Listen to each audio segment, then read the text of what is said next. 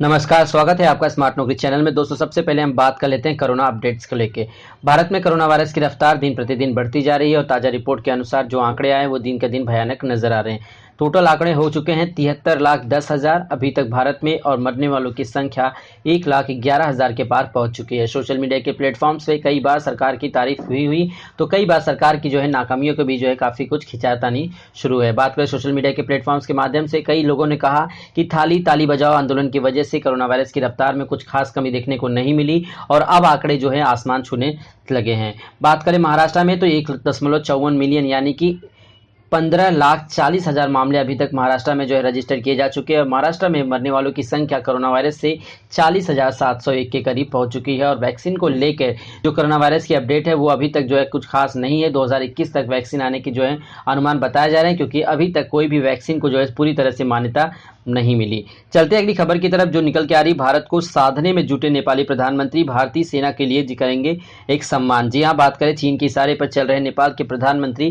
KP Sharma Oli के भारत के प्रति अब सुर बदलते नजर आ रहे हैं। नेपाली प्रधानमंत्री ने भारतीय सेना प्रमुख की नेपाल यात्रा के समय अपने रक्षा मंत्री को तबादला कर दिया। जी हां दोस्तों, हम बात कर रहे हैं ओली ने देश के डिप्टी पीएम ईश्वर पोखरियाल से रक्षा मंत्री का प्रभाव वापस ले लिया है। माना जा रहा है कि भारत के साथ संबंध सुधारने के लिए ओली ने यह कदम उठाया है। हिंदुस्तान टाइम्स की रिपोर्ट के मुताबिक डिप्टी पीएम ईश्वर पोखरियाल ओली कैबिनेट ने भारत के सबसे मुखर विरोधी माने जाते हैं। अब खुद पीएम ओली रक्षा मंत्री का प्रभार संभालेंगे। ओली ने यह कदम ऐसे समय उठाया जब भारतीय सेना प्रमुख जनरल एम नरवणे 3 नवंबर को नेपाल की यात्रा पर जाने वाले हैं। पोखरेल को प्रधानमंत्री कार्यालय में संबद्ध कर दिया गया है।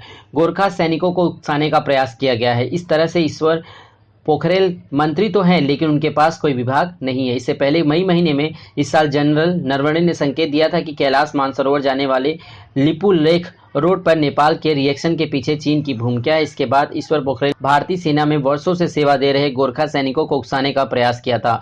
पोखरेल ने आरोप लगाया था कि जनरल नरवणे की प्रतिक्रिया से गोरखा सैनिकों की भावनाओं को ठेस पहुंचा है। पोखरेल ने इससे पहले भी कई बार भारत के विरोधी बयान दिए थे। नेपाल पर नजर रखने वाले विशेषज्ञों का कहना है कि पोखरेल ने भारतीय सेना प्रमुख की यात्रा का भी विरोध किया था।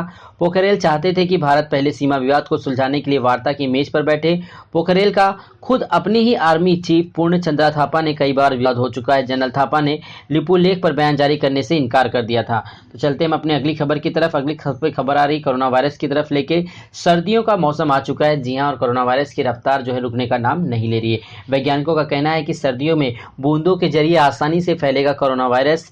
6 फीट की दूरी नहीं आएगी काम। स्टडी में इसका खुलासा हो चुका है। जी हां, बात करें कोरोना वायरस के फैलने के साथ साथ इस बात की संभावना जताई जाने लगी कि गर्मियां आने के समय वायरस खत्म हो जाएगा। हालांकि ऐसा नहीं हुआ। अब इससे दुनिया भर में करीब 11 लाख लोगों की मौत हो चुकी है। हालांकि यह वायरस एरोसॉल पार्टिकल्स के जरिए गर्मियों में फैला रहा था। अब स्नायु तंत्र से बाहर आने वाली छोटी बूंदों के जरिए इसका फैलना सर्दियां आने के समय बढ़ सकता है। इन बूंदों से संपर्क में आने पर कोरोना वायरस इन्फेक्शन का खतरा गहराने की आशंका एक ताजा रिसर्च में जताई गई। यह स्टडी नैनो लेटेस्ट जर्नल में छपी गई थी। 6 फीट की दूरी भी काम नहीं आएगी। इस रिपोर्ट में भी ये कहा गया कि अभी सोशल डिस्टेंसिंग के लिए जिन नियमों का पालन किया जा रहा है वे पर्याप्त नहीं है। स्टडी में हिस्सा लेने वाले रिसर्चर यानयुंग झू ने कहा कि उनकी स्टडी में ज्यादातर मामलों में यह पाया गया कि ये बूंदें 6 फीट से ज्यादा दूर तक जा सकती हैं। इतनी दूरी अमेरिका की CDS centre of disease control ने सुरक्षित बताई जा रही है। वहीं घर और इमारतों के अंदर वॉक इन फ्रिज, कूलर या ऐसी जगह जहां तापमान कम होता है और नमी ज़्यादा होती है वहां ये बूंदें 6 मीटर तक जा सकती है। इसके बाद यह जमीन पर गिरती हैं। उनका कहना है कि ऐसे में वायरस कई मिनटों से लेकर 1 दिन तक संक्रामक हो सकते हैं। जो ने कहा कि एक कारण यह भी हो सकता है कि कई जगहों पर मीटर प्रोसेसिंग प्लांट से कई लोगों की इन्फेक्शन की खबरें सामने आ सकती हैं। बूंदें फैलाती हैं वायरस। वहीं दूसरी ओर गर्म और सूखी जगहों पर ये बूंदें जल्दी भाप में बदल जाती हैं। ऐसे में पीछे वायरस के हिस्से छोड़ जाती हैं जो दूसरे एयरसॉल से मिलते हैं। ये एयरसॉल बोलने, छींकने, खांसने तथा सांस लेने के समय छोड़े गए होते हैं। स्टडी के लीड लेखक लेउ झाओ का कहना है कि ये बेहद छोटे हैं, आमतौर पर 10 माइक्रोन से भी छोटे।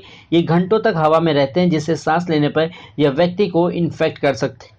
तो चलते हैं अगली खबर की तरफ। जी हां, अगली सबसे बड़ी खबर आ रही पूर्व सांसद रशीद मसूद की मृत्यु पर रस्म पगड़ी का जी हां जो है आयोजन हुआ। मुसलमानों का काफी जो है विरोध देखने को मिला। पूर्व कांग्रेस सांसद रशीद मसूद के घर रस्म पगड़ी के आयोजन पर मुस्लिम कट्टरपंथियों ने कड़ा ऐतराज जताया। पूर्व सांसद कोविड-19 महामारी की चपेट में आ गए थे और उनका 5 अक्टूबर को रुकड़ी में निधन हो गया। रकम पगड़ी समारोह उनके सहारनपुर जिले के बिलासपुर गांव में बीते रविवार को हुआ। इस दौरान पीड़िता ने वैदिक मंत्रों का उच्चारण किया। समारोह में मौजूदा कई मौलाना वैदिक मंत्रों का उच्चारण शुरू होते ही तिलमिला उठे और वहां से चले गए।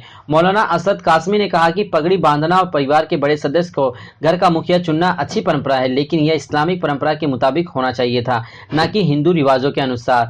रस्म पगड़ी का वीडियो अब सोशल मीडिया पर पोस्ट किया गया तो वहीं भी मुस्लिम कट्टरपंथियों ने जमकर आग उगले। परिवार के बड़ों ने साजन मसूद की पगड़ी बांधी। इस समारोह में रिश्तेदार और समर्थक भी मौजूद थे।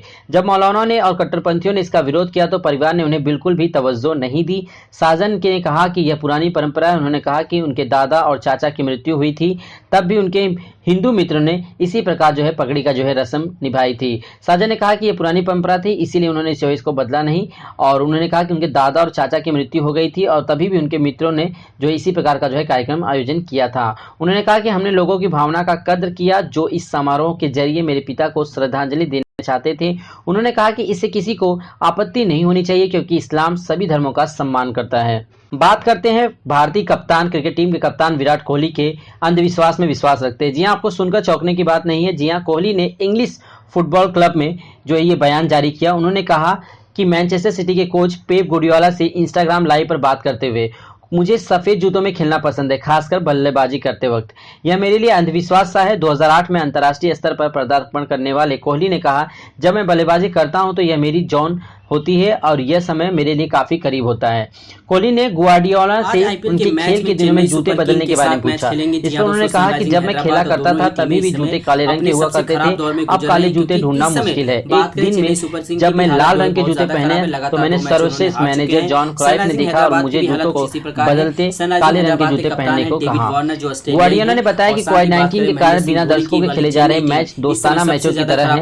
उन्होंने कहा कि लोगों के बिना यह मैच पहले जैसा नहीं है, यह दोस्ताना मैचों की तरह है। हमने मैच खेलना चाहिए, चीजें रुकनी नहीं चाहिए। हम चाहते हैं जब सब कुछ सुरक्षित हो जाए तो प्रशंसक स्टेडियम में वापस लौटे। उन्होंने कहा, उनके बिना यह काफी अलग लगता है, हमें प्रशंसकों की कमी खलती है। बिना दर्शक के खाली स्टेडियम में खेलना अजीब सा लगता है। यहाँ अभी समय आईपीएल हो रहा है जो दुबई में मैच खेले जा रहे हैं, दुबई, शारजाह और कई जगहों पे अरब अमीरात में, तो वहाँ पर जो है मैच खेले जा रहे हैं, लेकिन यहाँ पे एक भी दर्शक मौजूद नहीं है, जिसकी वजह से आईपीएल का जो है दोस्तों इस बार जो है काफी फीका नजर आता हुआ देखने को मिल रहा है। बात करते हैं अब निवेशकों के बाजार के बारे में। 20 दिनों के बाद टूटा बाजार, एक दिन में निवेशकों के डूब गए 3.3 लाख करोड़ रुपए। जी हां, हम बात करें करीब 20 दिनों के बाद शेयर बाजार में आज जबरदस्त गिरावट दर्ज की गई। 41,000 की तरफ तेजी से बढ़ रहा सेंसेक्स घटकर 39,700 के स्तर पर पहुंच गया। निफ्टी भी 11,660 के स्तर पर पहुंच चुकी है। इसमें 300 अंकों के करीब गिरावट आई। सेंसेक्स 1,066 अंकों की गिरावट के साथ 39,728 के स्तर पर बंद हुआ और निफ्टी 290 अंकों की गिरावट के साथ 11,680 पर बंद हो चुकी। अब बात करें ईडी की खबर के मुताबिक आज निवेशकों ने 3.3 लाख करोड़ रुपए जो है डूब गए। बीएसई लिस्टेड कंपनियों का मार्केट कैप घटकर 157.22 हजार लाख करोड़ रुपए पहुंच चुके हैं। सेंसेक्स से 30 में से एकमात्र एशियाना पेंट्स के शेयर ग्रीन जोन में बंद हुए। सबसे ज्यादा नुकसान Bajaj financial services, tech Mahindra, IndusInd bank के शेयर रहे। इनके शेयर में 4% और उससे ज्यादा की गिरावट दर्ज की गई। उम्मीद की जा रही थी कि अमेरिका बहुत जल्द ही दूसरे राहत पैकेज का ऐलान करेगा, हालांकि इन संभावनाओं पर फिलहाल पानी फिर गया, जिससे कारण बाजार में नेगेटिव सेंटिमेंट छा गया। और इसके अलावा अमेरिका और चीन के बीच ट्रेड टेंशन भी फिर से चर्चा में है। अमेरिकी डिपार्टमेंट ऑफ स्टेट ने कहा एक प्रस्ताव डाला है जिसमें चीन के एंट ग्रुप, जिसे अलीबाबा कहते हैं, उसे ट्रेड ब्लैकलिस्ट में डालने की अपील की गई है। अलीबाबा फिलहाल आईपीओ लाने की तैयारी कर रही है और इन्हीं तमाम चीजों की वजह से शेयर मार्केट पर इसका काफी ज्यादा प्रभाव पड़ा और निवेशकों के पैसे डूबते नजर आ रहे हैं। बात करते हैं देश की सबसे बड़ी समस्या जो है बेरोजगारी। जी हां, कोविड वायरस की वजह से भारत में बेरोजगारी की संख्या और ज्यादा बढ़ चुकी है। कोविड वायरस से पहले भी भारत में संख्या बहुत ज्यादा हद तक बढ़ी हुई थी, लेकिन अभी तक सरकार इसके ऊपर कोई खास जो ध्यान देते हुए नजर नहीं आई। लेकिन दोस्तों, अगर आप बेरोजगार हैं, अगर आपको रोजगार की तलाश है, तो आपके लिए एक अच्छी खबर निकल के आ रही है कि इंडियन पोस्ट में वैकेंसी में डाक विभाग में 10वीं और 12वीं पास के लिए भर्ती निकलियां हैं और सैलरी जो है आपको 69, जी हाँ, आपने 69,000 रुपये तक की आपको जो है सैलरी मिलेगी। तो आपको इसलिए क्या करना होगा, जी हाँ दोस्तों, भारतीय डाक विभाग ने 10वीं और 12वीं परीक्षाओं को जो पास कर चुके युवा हैं उनके लिए वैकेंसी निकाली है। Postman, mail guard, multitasking staff के कई पदों पर यह भर्तियां होने जा रही है। सेलेक्ट होने वाले उम्मीदवारों को 69,000 रुपये तक की सैलरी दी जाएगी। डाक विभाग ने इन सरकारी नौकरियों के लिए नोटिफिकेशन भी जारी कर दिया है। इस वैकेंसी के लिए आवेदन की प्रक्रिया शुरू हो चुकी है। डिटेल नोटिफिकेशन और एप्लीकेशंस के लिए लिंक्स पर आप हम जो है क्लिक कर सकते हैं। हम उसके लिंक्स आपको जो है डिस्क्रिप्शन बॉक्स में दे देंगे। जी हाँ, तो दोस्तों, अगर आप भी रोजगार की तलाश में, तो आप जल्द से जल्द इन एग्जाम्स को क्रैक करके नौकरी पा सकते हैं। तो दोस्तों, चलते हैं अपनी अंतिम खबर की तरफ। जी हाँ दोस्तों, अगली सबसे बड़ी खबर निकल के आ रही है रेल विभाग को लेके। रेल विभाग लगातार जो है ट्रेनों की सुविधा में जो है और ज्यादा जो है इजाफा करते हुए नजर आ रहा है। बात करें, आज से महाराष्ट्र में मेट्रो ट्रेनें भी शुरू कर दी गई हैं आम जनता के लिए। तो अब मेट्रो में अगर आपको सफर करना हो, जी हाँ, घाटकोपर से वर्सोवा तक और वर्सोवा से घाटकोपर के बीच ये मेट्रो ट्रेनें चलाई जाती हैं। तो आप इस दरमियान जो है पूरी तरह से सफर करने के लिए, जी हाँ दोस्तों, अब आपके लिए जो है मेट्रो सेवा खोल दी गई है। अब बात करते हैं लोकल और पैसेंजर ट्रेनों के बारे में। तो लोकल, पैसेंजर और मेल एक्सप्रेस ट्रेनों की संख्या में एक बार फिर से इजाफा किया गया। लोकल ट्रेनों की संख्या 700 से बढ़ा के करीब 900 कर दी गई है, ताकि लोग सोशल डिस्टेंसिंग के साथ लोकल में सफर कर सके। तो वहीं मेल एक्सप्रेस ट्रेनों की संख्या में एक बार फिर से इजाफा करते हुए 40 नई स्पेशल ट्रेनों की जो है संचालन किया गया है।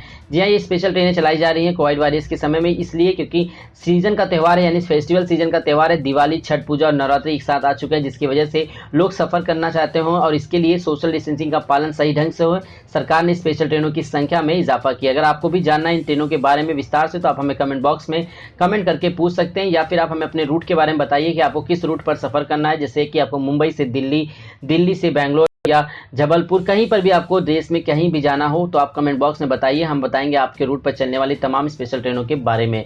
तो दोस्तों, उम्मीद करता हूं आज की जानकारी आपको पसंद आई। तो वीडियो को लाइक करो, चैनल को सब्सक्राइब जरूर कीजिएगा। देश दुनिया की तमाम खबरें सब